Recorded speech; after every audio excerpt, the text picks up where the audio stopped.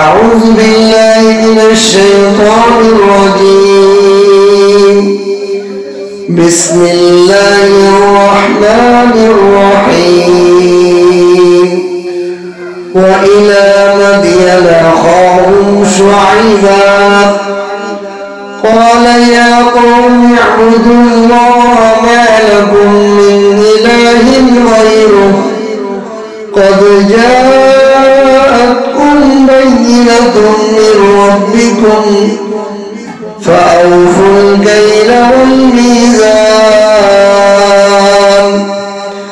ولا تبخسوا الناس أشياءهم ولا تفسدوا في الأرض بعد إصلاحها ذلكم خير لكم إن كنتم مؤمنين ولا تقعدوا بكل صراط توعدون وتصدون عن سبيل الله ولا تقعدوا بكل صراط توعدون وتصدون عن سبيل الله من آمن به وتبغونها عوجا واذكروا إذ كنتم قليلا فكثركم وانظروا كيف كان عاقبة المفسدين وإن كان طائفة منكم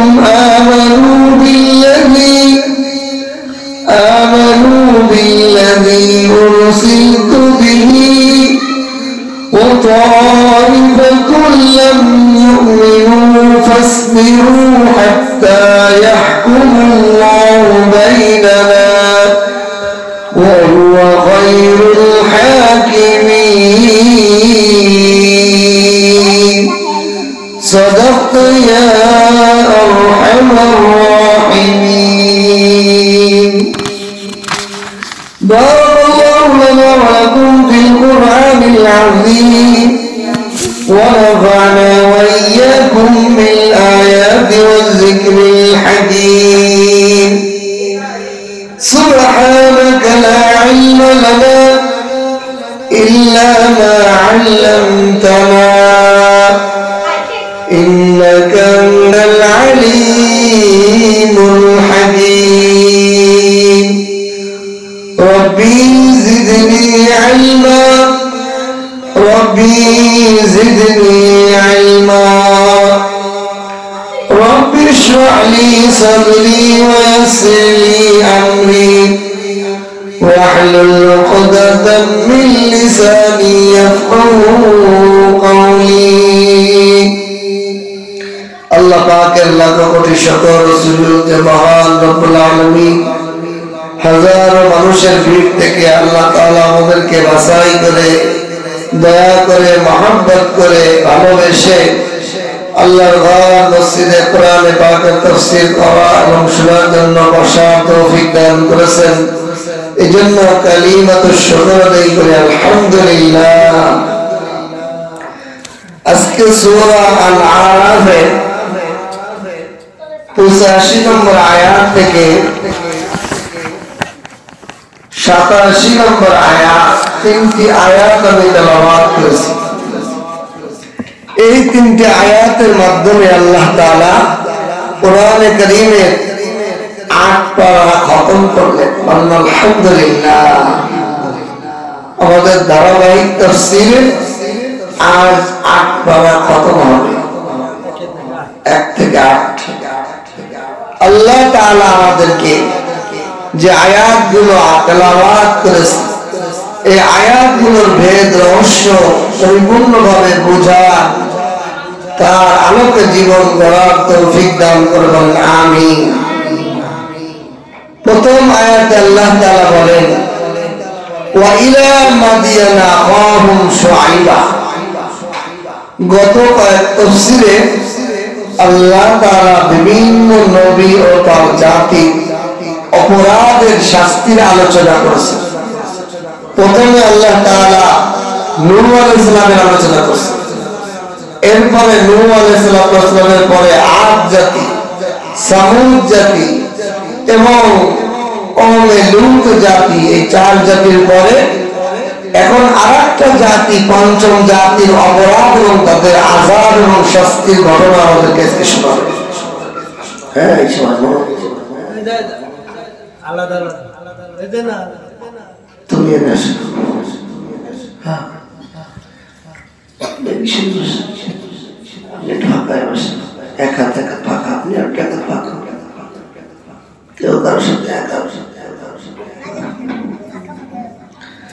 আল্লাহ তাআলা এই তিন আয়াতের মাধ্যমে হযরত শুআয়ব আলাইহিস সালামের জাতি, তাদের অপরাধ, তাদের কি ধরনের আল্লাহ শাস্তি দিয়েছেন শয়তানি করার কারণে, সেই শয়তানির শাস্তির কথা শুনে আল্লাহ আমরা যেন ওই অপরাধ এবং শয়তানি থেকে বাঁচতে পারি, এই শিক্ষার জন্য আল্লাহ ঘটনা শুনেছেন। আল্লাহ তাআলা বলেন, ইয়া وَإِلَى مَدْيَنَ أَخَاهُمْ شُعَيْبًا, আর আমি যখন শুআয়ব আলাইহিস সালাম তাদের ভাইকে মাদিয়ানের দিকে পাঠালাম, তাদের ভাই শুআয়বকে তাদের জাতি মাদিয়ানের দিকে প্রেরণ করলাম। قَالَ يَا قَوْمِ اعْبُدُوا اللَّهَ, শুআয়ব আলাইহিস সালাম তার জাতিকে বললেন, হে আমার কওম, এক আল্লাহর ইবাদত করো। কার ইবাদত করতে হবে? এক আল্লাহ। এক আল্লাহ ছাড়া আর কারোর ইবাদত করা যাবে না। আল্লাহ এক আল্লাহর ইবাদত করো, মা লাকুম মিন ইলাহিন গায়রু, এই আল্লাহ ব্যতীত আর কোনো মাবুদ নাই, আর কেউ আমাদের খাওয়ায় না, আমাদের পড়ায় না, আমাদের সূর্যের আলো দিতে পারে না, কে? একমাত্র আল্লাহ। কে দেয়? আল্লাহ দেয়। দেখো, এখানে বলতে পারো যে আল্লাহ ছাড়া তো আরেকজন থাকতে পারে, এরকম করতে পারো না? এরকম বলা যাবে না। কেন যাবে না? যদি দুইজন হইতো তাহলে একজন কইতো আজকে সূর্য হয়েছে পূর্ব দিক থেকে, আরেকজন কইতো না আজকে উত্তর দিক থেকে, আরেকজন কইতো একদিন পশ্চিম দিক থেকে, তাহলে ভেজাল হয়ে যেত না? তাহলে বোঝা যায় কি একজন কে আছে সূর্যের পিছনে? একজন আছে। প্রতিদিন সূর্য কোন দিক থেকে ওঠে? পূর্ব দিক থেকে। পূর্ব দিক থেকে পূর্ব দিক থেকে ওঠে, আর ডোবে কোন দিকে? পশ্চিম দিকে। তাহলে যদি দুইজন আল্লাহ থাকতো তাহলে আর এক আল্লাহ কইতো না আমি উত্তর দিক থেকে যাবো, দক্ষিণ দিক থেকে যাবো, হয় না? দুইজনে যদি প্লেটে খাইতে বসে, ও কয় আমি এই বসে খাবো, ও কয় এই বসে খাবো, মারামারি লেগে যাবে।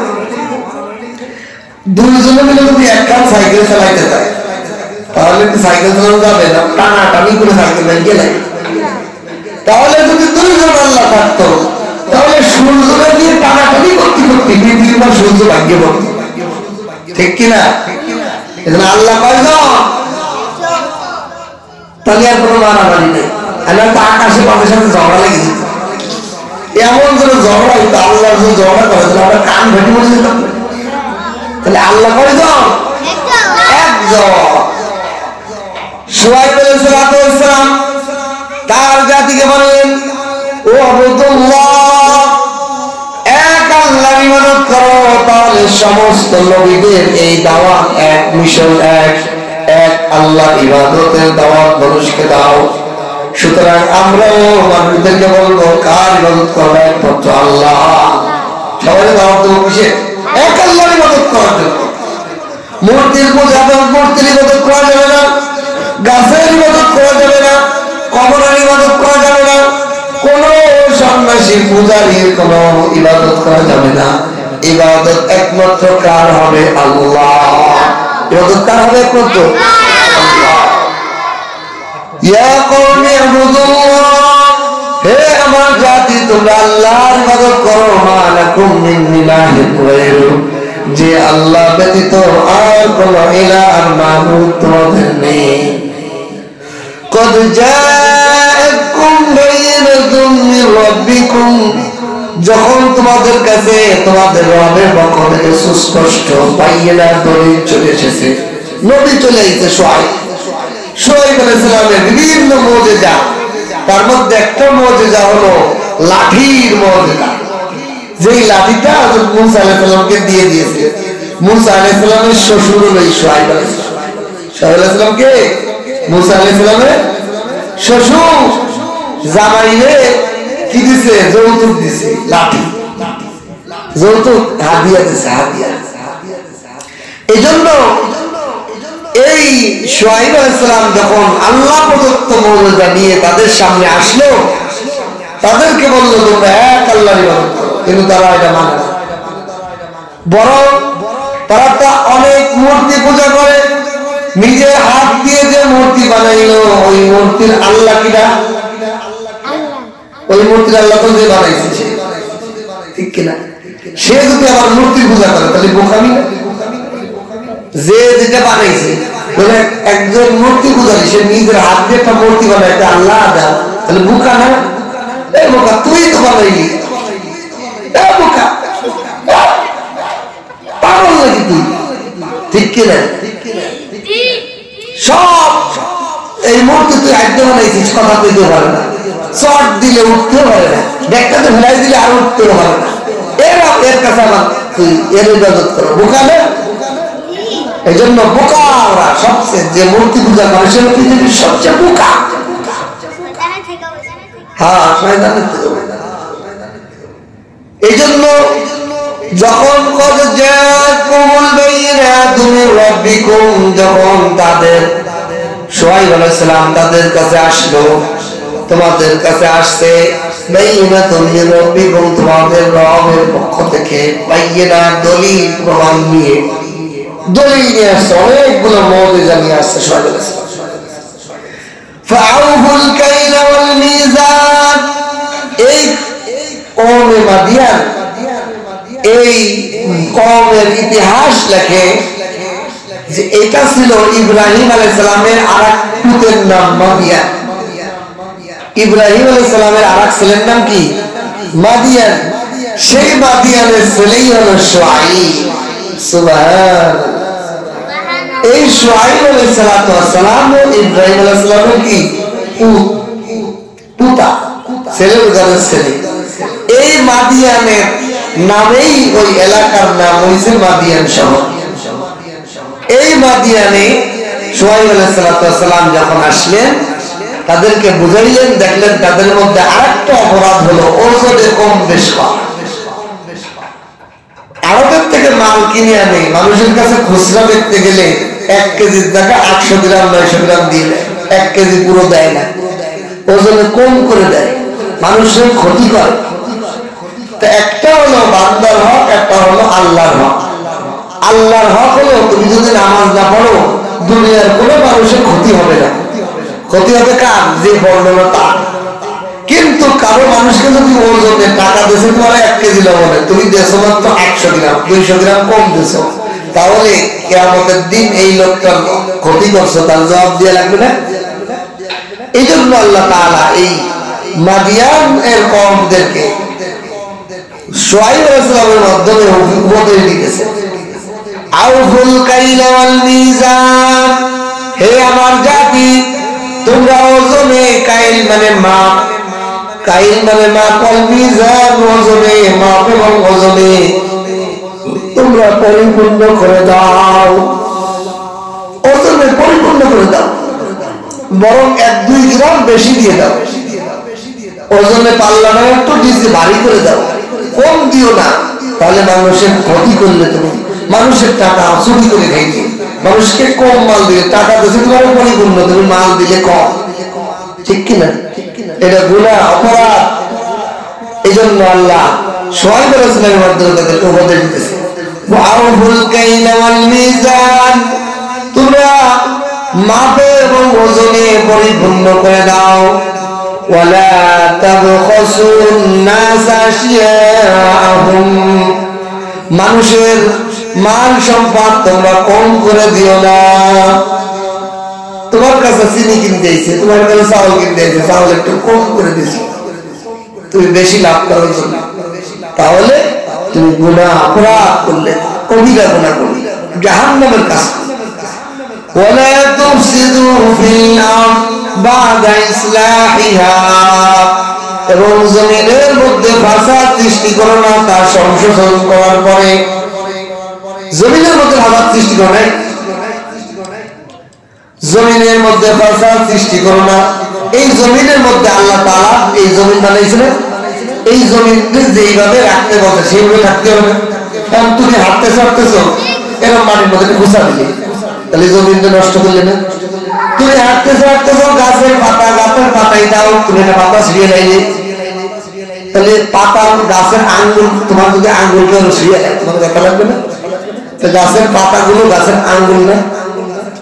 তুমি একটা ফুল গাছ থেকে ফুল ছিঁড়ে ফেললে, তোমার মাথার যদি চুল কেউ মুসলমানে ছিঁড়ে ফেলে কেমন কষ্ট হয়, অনেক কষ্ট।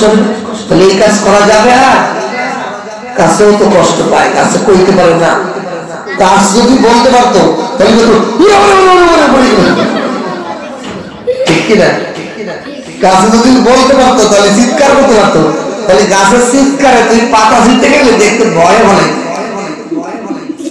এই জন্য জমিনের মধ্যে কোনো ফাসাদ সৃষ্টি করা যাবে না, পাতাও ছেড়া যাবে না, ফুলও ছেড়া যাবে না।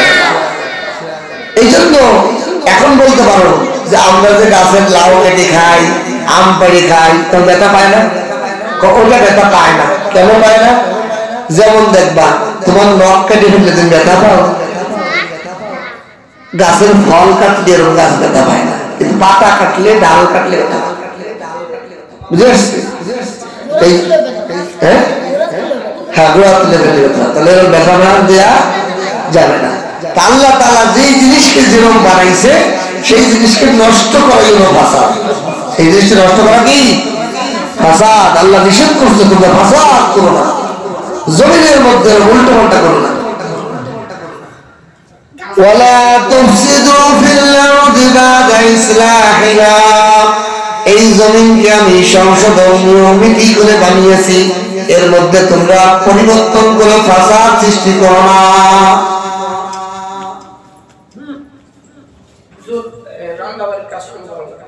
সে লোক নাই দিলাম না, লোকটা একদম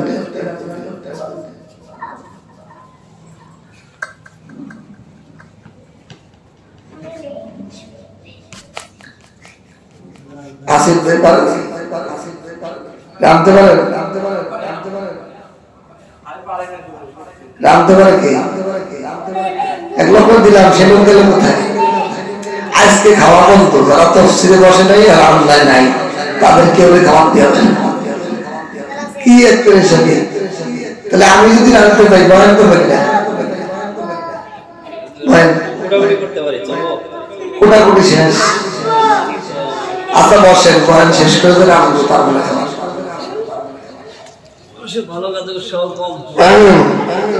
ولا تفسدوا في الأرض بعد إصلاحها, জমিনের মধ্যে তোমরা ইসলাহ করে ফাসাদ সৃষ্টি করো না। যালিকুম খায়রুল লাকুম ইন কুনতুম মুমিনিন, এইটা তোমাদের জন্য, যালিকুম খায়রুল লাকুম, এই তোমরা ফাসাদ সৃষ্টি না করা, ওজনে কম বেশ না দেওয়া, ওজনে পরিপূর্ণ করে দেওয়া, এগুলো তোমাদের জন্য উত্তম। ইন কুনতুম মুমিনিন, যদি তোমরা মুমিন হও। তাহলে কওমে শুআইব, মাদিয়ানের লোকেরা, শুআইব আলাইহিস সালামের লোকেরা, তাদের মধ্যে এক নম্বর অপরাধ ছিল তারা আল্লাহকে মানত না, মূর্তি পূজা করত, এক আল্লাহর ইবাদত করত। দুই নম্বরে তাদের অপরাধ ছিল ওজনে কম বেশ করা, ইনসাফ আদল না করে তারা কম বেশ করে দিত। মানুষকে মাপে দেওয়ার সময় কম দিত, নেওয়ার সময় বেশি দিত, দেওয়ার সময় কম দেয় নাই। আল্লাহ আমাদের বাজারের মানুষ ব্যবসায়ীদেরকে হেফাজত করে, গোস্ত, মাছ, মুরগি, তরি তরকারি কিনতে গেলে ওজনে কি পরিমাণ বাটপারি করে, এর সেবাহীন এদের কি পরিমাণ শাস্তি হয়েছিল আসতেছে সামনে। আল্লাহ তাআলা বলেন যদি এগুলো পরিপূর্ণভাবে করো, তোমরা মুমিন হয়ে থাকো, তাহলে তোমাদের জন্য এটা কল্যাণ। আরো কিছু অপরাধ এই মাদিয়ান শহরের ছিল। কি আরেকটা অপরাধ ছিল, ولا تقعدوا بكل صراط توعدون وتصدون عن سبيل الله من آمن به وتبغونها عوجا। এই কওমে শুআয়বরা তারা বিভিন্ন রাস্তার মোড়ে মোড়ে চাঁদাবাজি করত। ওয়ালা তাকুযু বিকুল্লি সিরাতিন, শুআয়ব আলাইহিস সালাম বললেন, হে আমার কওম, তোমরা প্রত্যেক রাস্তার মোড়ে মোড়ে বসো না। তুআইদুনা, ভয় প্রদর্শন করে, ওয়া তাসুদ্দুনা আন সাবিলিল্লাহ, এবং আল্লাহর রাস্তায় ইসলাম গ্রহণ করার ক্ষেত্রে বাধা দেওয়ার জন্য। মান আমানা বিহি, যারা শুআয়ব আলাইহিস সালামের প্রতি ঈমান আনছে। ওয়া তাবগুনা আওয়াজা, এবং ইসলামের পথে বক্রতা বাধা সৃষ্টি করা, বিভিন্ন কথা কাজের মধ্যে বাধা দান করা। তাহলে এই শুআয়ব আলাইহিস সালামের মাদিয়ান শহরের মানুষের আরেকটা অপরাধ ছিল চাঁদাবাজি, যেটা বর্তমান যুগে, আগের সরকারের যুগে এখনো বিভিন্ন জায়গায় চাঁদাবাজি হয়। এরাও ওই আযাবে পতিত হবে। কি অকর্ত তারা প্রতিটা মোড়ে মোড়ে বসে মানুষদেরকে ভয় প্রদর্শন করে লুটপাট করে খাইত। চাঁদা দিবি, গাড়ি দিতে পারবে না, মাল দিতে পারবে না, এই ধরনের বিভিন্ন চাঁদাবাজি মোড়ে বসানো, এইটা কওমে শুআয়ব আলাইহিস সালামের জাতির অপরাধ ছিল। এটা এখনো আমাদের সমাজে দেখা যায়। আরেকটা হলো, তারা আল্লাহর রাস্তায় ঈমান আনার ক্ষেত্রে, শুআয়ব আলাইহিস সালামের কাছে ঈমান আনার ক্ষেত্রে বাধা দিত। রাস্তা যায়, বুঝতে যায় শহরের কাছে, এবং বিভিন্ন বিষয়ে বক্রতা প্রকাশ করত। কোথায় একটু ত্রুটি পাওয়া যায় সেটাই কি দেখবেন। আমাদের সমাজেও কিছু মানুষ আছে, মসজিদ মাদ্রাসা উলামা একরাম এখানে ত্রুটি পাইতে দেরি, তার কথা বলতে দেরি হয়, কিন্তু অন্য কেউ অপরাধ করলে তারা দেখা যায় শুরু। এই জাতীয় এরকম ছিল।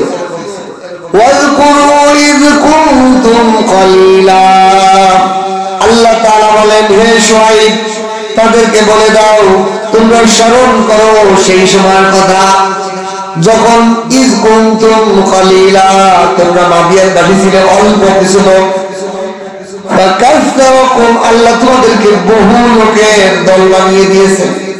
তাদের প্রথমে ছিল অল্প ক্ষুদ্র একটা দল, কিন্তু একসময় তাদের বংশ বৃদ্ধি, সন্তানাদি এই পরিমাণ আল্লাহ দান করছে, বিশাল এক জাতি তারা হয়ে গেছে। কাসসারাকুম ওয়ানজুর কাইফা কানা আকিবাতুল মুফসিদিন, হে কওমে মাদিয়ান, তোমরা লক্ষ্য করো তোমাদের পূর্বে যারা ফাসাদ সৃষ্টি করছে দুনিয়াতে, তাদের কি অবস্থা হয়েছিল। আদ, সামুদ, নূহ আলাইহিস সালামের জাতিদের কি পরিমাণ, কওমে লূতের পরে কি আযাব আসছে, এগুলো তোমরা লক্ষ্য করো না। তোমরা আল্লাহর অবাধ্য তো হইছো, আর নতুন নতুন অনেকগুলো অপরাধ বন্ধ করতে, ওজনে কম বেশ করা, রাস্তায় চাঁদাবাজি করা, ঈমানদারদেরকে বাধা দেওয়া নবীর কাছে ঈমান আনার ক্ষেত্রে, তারপরে কোন কোন বিভিন্ন চক্রান্ত করা যাতে মানুষ না যায়। এতগুলো অপরাধ যখন তাদের সামনে পাওয়া গেল, আল্লাহর পক্ষ থেকে কি আসলো? আযাব। এই মাদিয়ান আলেমদের উপর কি আযাব আসলো?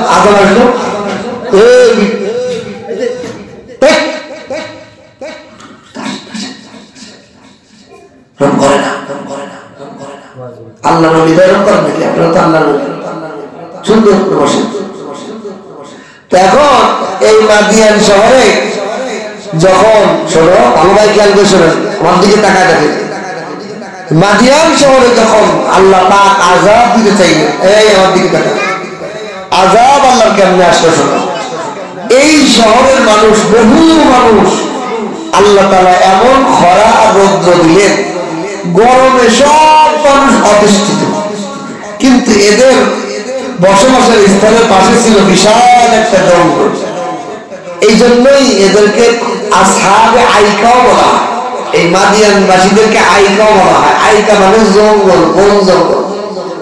এই জঙ্গলের মধ্যে আল্লাহ তাআলা মেঘের ছায়া দিয়েছে।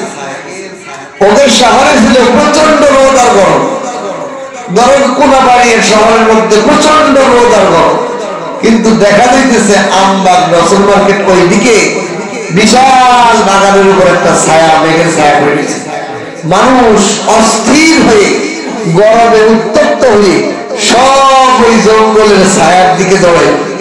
পুরা শহরের মানুষ খালি, সমস্ত মানুষ ওই জঙ্গলের মধ্যে আল্লাহর দেওয়া মেঘের ছায়া নিতে আশ্রয় নিল। এই অপরাধী দল কারা?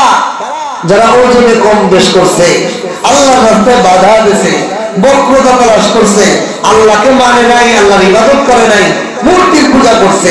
এদেরকে আল্লাহ তাআলা সিস্টেমে কোন পুলিশ বাহিনী ছাড়া, কোন বাহিনী ছাড়া, কোন ফেরেশতা ছাড়া অটোমেটিক সিস্টেমে সবাইকে কিনে গেছে জঙ্গলে। মেঘের মিষ্টি ছায়ার নিচে জঙ্গলের মধ্যে যখন এই কাফের সম্প্রদায়ের সমস্ত লোক পৌঁছে গেছে, আল্লাহর পক্ষ থেকে আগুনের বৃষ্টি ওই বাগানের মধ্যে বর্ষণ হয়ে গেছে। বলেন নাউযুবিল্লাহ। সবকে সকলে আগুনের জঙ্গলের মধ্যে আগুন যদি লেগে যায়, গাছপালা ডালপালা ধরে যায়, বের হওয়ার দৌড়ে বের হওয়ার সুযোগ আছে। চারপাশটা আগুন, পুরো ছাই বনে কয়লা বানায় ফেলাইছে এই জাতিকে। সুতরাং ওজনে কম বেশ করা যাবে? আল্লাহ ছাড়া কারো ইবাদত করা যাবে? ইসলামের পথে বাধা হওয়া যাবে? কোন ধরনের চক্রান্ত ইসলাম নিয়ে করা যাবে? তাহলে এরকম আযাব আল্লাহ তাআলা এই মাদিয়ানদেরকে, শুআয়ব আলাইহিস সালামের এই অপরাধী কওমকে এইভাবে আযাব দিয়ে ধ্বংস করতেছে। وَإِذْ كَانَ طَائِفَةٌ مِّنكُمْ آمَنُوا بِالَّذِي أُرْسِلْتُ بِهِ, ওই কওমের মধ্যে থেকে তোমাদের মধ্যে থেকে একদল আমানু ঈমান এনেছে, বিল্লাযী উরসিলতু বিহি। শুআয়ব আলাইহিস সালাম বলেন, আমি যে ঈমান, যে রিসালাত নিয়ে এসেছি, ওই রিসালাতের পরে একদল ঈমান এনেছে, তাদেরকে আল্লাহ বাঁচাই দিয়েছে। ওয়া তাইবাতুল লাম ইউমিনু, আর যারা একদল ছিল তারা ঈমান আনে নাই। এই দুই দল এই আযাব আসার আগে একসাথেই বসবাস, আরাম আয়েশে খানা খাইতেছে, সবাই বসবাস করতেছে। এখন ওদের মধ্যে একটা প্রশ্ন আসছে, তোরা তো আল্লাহর মানিস, আমরা মানি না, তোরা আমাদের কম বেশ দিস না, আমরা দিই, আল্লাহ তাআলা ঈমানদারদেরকে একটা জবাব দিয়েছে আযাব আসার আগে, ফাসবিরু হাত্তা ইয়াহকুমুল্লাহু বাইনানা, হে ঈমানদারেরা তোমরা ধৈর্য ধরো, হাত্তা ইয়াহকুমুল্লাহু বাইনানা, অচিরেই আল্লাহ পাকের ফয়সালা তোমাদের মাঝে হয়ে যাবে। ধৈর্য ধরো। মনে করতেছে ওরা অপরাধ করে, ওরা রয়েছে, আমরা রয়েছে, তাহলে কি হইল? না, অপেক্ষা করো, ধৈর্য ধরো, আল্লাহ পাকের ফয়সালা হবে। ওয়াহুয়া খায়রুল হাকিমিন, আর আল্লাহ হলো উত্তম ফয়সালাকারী। এটার ফয়সালা বুঝতে আমাদের একটু কষ্ট হয়, কিন্তু এটার ফয়সালা ঠিক মতোই হয়। কেউ কি কল্পনাও করছিল হাসিনার মতো সরকার, এমন দাপটি সরকার, সে পলায়ে ভাগবে? দৌড়ে পালায় বেলে দড়িতে উঠতেছিল, কেমন গুলো পালাইতেছিল দৌড়িতে। হ্যাঁ, আল্লাহ কি না পারে। এরপরে বাংলার জমিনে যে সরকার হবে, তার যদি এর থেকে শিক্ষা না নেয়, এর মতো আর কপাল পোড়ার অন্য কেউ হতে পারে না। কিসের ক্ষমতা, কিসের পাওয়ার, কিসের অর্থের ক্ষমতা, দাপটের ক্ষমতা, সেকেন্ডের মধ্যে সব ক্ষমতা তো নিঃশ্বাস হয়ে যায়। আল্লাহ পাক ঠিক তদ্রুপভাবে আগের জাতিদেরকেও আযাব দিয়ে ধ্বংস করছে। এই জন্য আমাদেরকে ঘটনা শোনান, ও ঈমানদারেরা, তোমরাও কি করো না, ওজনে কম বেশ করো না। ওজনে কম বেশের আরো গুলো মাপকাঠি আছে। যেমন আপনি একটা অফিসে চাকরি করেন, আপনার ডিউটি হলো সকাল 5টা থেকে বিকাল 5টা, আপনি যদি এখানে ফাঁকি দেন, 4টে বের হয়ে চলে আসেন, তাহলে ওজনের কম বেশের গুনাহ আপনার দ্বারা মাত্র হবে। আল্লাহ, ডিউটির যে টাইম, এই টাইম যে অফিসিয়াল নিয়ম, সেই নিয়ম অনুযায়ী করতে হবে। হ্যাঁ, অফিসে আপনাকে নাস্তা খাওয়ার জন্য আধা ঘন্টা সময়, আপনি 1 ঘন্টা করে আসবেন, তাহলে এটাও ওজনের কম বেশ দেওয়ার অপরাধ। ইচ্ছা করে করে, অনিচ্ছায় করা যাবে না। যদি করে তাহলে ওই পরিমাণ বেতন কম নিতে হবে, অন্যায় গুনাহ হবে, হক নষ্ট করা হবে। বুঝে আসছে? মাদ্রাসায় যে টাইম সেই টাইমের চলে আসছে, সেই টাইমের বেশি টাইম যদি আগেই ক্লাসটা করে চলে আসো, যদি হক নষ্ট করি। প্রতিটা জিনিসের হক আছে, এই হক যারা রক্ষা করবে না, তারাও এই ওজনে কম বেশের কি অপরাধী হবে। আল্লাহ তাআলা আমাদের সবাইকে এই সমস্ত গুনাহ আর পাপ থেকে আমাদেরকে হেফাজত করেন, বলেন আমিন। ওয়া আখিরু দাওয়ানা আলহামদুলিল্লাহি রাব্বিল আলামিন।